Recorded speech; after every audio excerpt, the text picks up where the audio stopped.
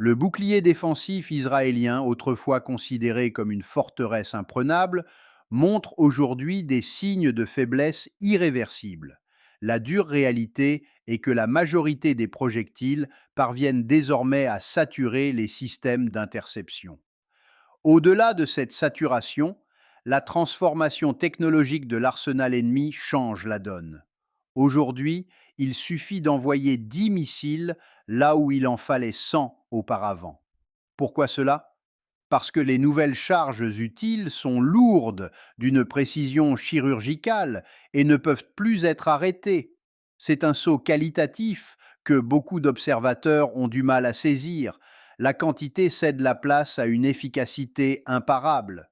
Pendant ce temps, le sanctuaire iranien reste intact. Leurs infrastructures souterraines et leurs vastes stocks, situés à l'est du pays, n'ont pas été touchés. Pourtant, sur certains plateaux américains, notamment chez Fox News, des voix s'élèvent pour suggérer qu'il est temps de crier victoire. Certains sénateurs avancent même l'idée que la mission est accomplie et qu'il faut ramener les troupes. C'est une vision déconnectée des réalités sur le terrain, ici, à Washington. Les échos des cercles de pouvoir montrent que même Donald Trump commence à comprendre qu'il n'y a pas de trophée à gagner dans cette situation géopolitique. Frapper et lancer des missiles ne suffira pas à remodeler la région ou à stabiliser quoi que ce soit. Le risque majeur est de plonger l'économie mondiale dans un gouffre. Ce n'est pas une simple récession, mais une dépression d'une ampleur inédite. Les conseillers tirent la sonnette d'alarme. Si cette escalade ne s'arrête pas, nous risquons une paupérisation globale. Regardez l'Europe, où les tarifs de l'énergie explosent, où l'Asie, où l'inquiétude grandit. La situation financière internationale est précaire et la position des États-Unis est d'autant plus fragile avec une dette souveraine colossale et une dévaluation de notre monnaie. L'édifice de la prospérité américaine repose sur le pétrodollar. Nous achetons le pétrole de la péninsule arabique et en retour, ces dollars financent notre expansion. Ce cycle se brise. Sans ce pivot financier, notre richesse est condamnée à chuter. Sur le plan militaire, la situation est tout aussi sombre.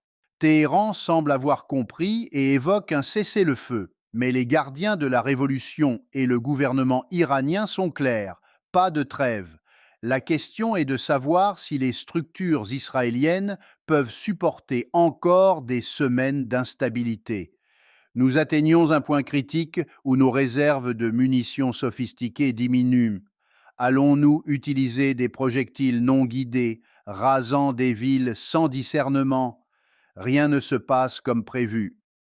L'Iran, avec une stratégie précise, anticipe les questions de succession et cible les infrastructures vitales de ses voisins. Ces nations commencent à s'inquiéter des répercussions sur leurs investissements si les tensions s'enlisent. À Washington, le problème est un mélange d'ignorance et d'arrogance. On a sous-estimé l'Iran, une civilisation millénaire qui ne se pliera pas aux exigences extérieures. Les conditions imposées étaient irréalistes, demandant à Téhéran de renoncer à sa souveraineté. C'est une impasse. Maintenant, nous cherchons désespérément une porte de sortie, mais l'adversaire n'a pas l'intention de s'arrêter. L'impact sur l'énergie est catastrophique. Le pétrole et le gaz de la région sont pratiquement hors ligne. Ce n'est pas une simple interruption à réparer d'un clic. Les infrastructures sont durablement touchées. Si nous attaquons les terminaux iraniens, ils ont promis de neutraliser toute l'infrastructure pétrolière du Golfe et ils le feront. Nous n'avons aucun moyen de l'empêcher. Le monde entier nous observe, conscient qu'un effondrement global est proche. Même notre capacité de protection envers les monarchies du Golfe s'est évaporée. Nous n'avons pas pu contenir les Houthis au Yémen, un groupe méprisé, mais qui a paralysé le commerce en mer Rouge. Comment espérer s'imposer face à une nation de 93 millions d'habitants, fière de son histoire et de sa culture? La suite risque d'être humiliante pour les États-Unis. Une médiation sera nécessaire et les termes ne seront pas en notre faveur. Reste l'option de l'escalade ultime. Si Benjamin Netanyahou, qui semble parfois dicter la marche à suivre à l'administration américaine, décidait d'utiliser l'arme nucléaire, le monde basculerait dans une crise absolue que personne ne pourrait tolérer. Quant à l'idée d'un changement de régime, c'est un mirage qu'on nous sert depuis des décennies. On l'a vu au Venezuela, où rien n'a bougé malgré les pressions, ou en Afghanistan, où des billions ont été dépensés pour un retour à la case départ. En mettant sous pression l'Iran, nous avons renforcé l'unité nationale et le sentiment patriotique de sa population.